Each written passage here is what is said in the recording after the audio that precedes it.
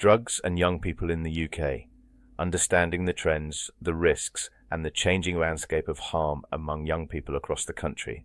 When we look at drug use across age groups in England, Wales, and Scotland, a clear generational divide emerges.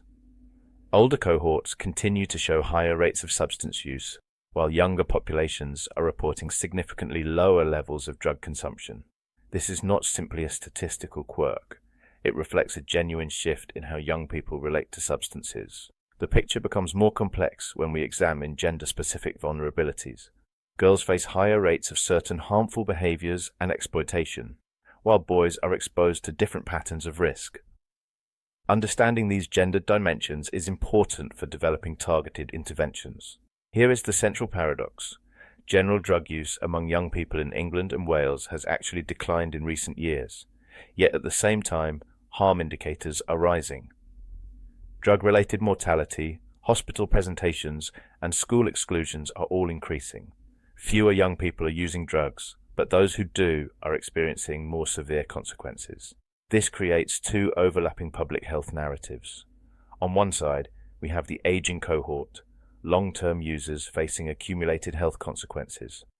On the other, a younger generation whose relationship with substances looks fundamentally different from previous decades. For younger populations, harm manifests in ways beyond drug-related deaths. The key harm profiles include acute toxicity, mental health crises, and non-lethal clinical presentations. These are often missed when the public conversation focuses primarily on mortality statistics. A broader trend in modern youth health reveals a striking pattern. Traditional risk behaviors like smoking, drinking, and drug use are declining among young people. Yet simultaneously, psychological distress is increasing.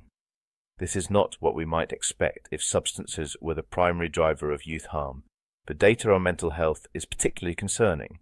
Among children aged 5 to 16 and young adults aged 17 to 23, we are seeing escalating distress and deteriorating mental well-being across successive cohorts. The scale of this shift demands attention.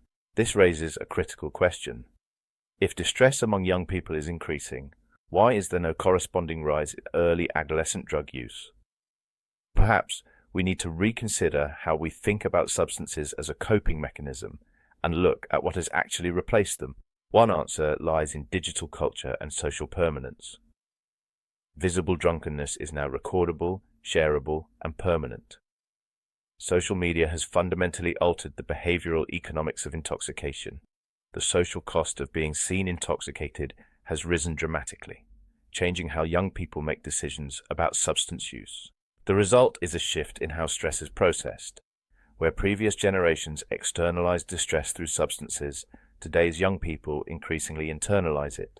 Stress is being absorbed rather than expelled, and this has profound implications for how harm presents itself.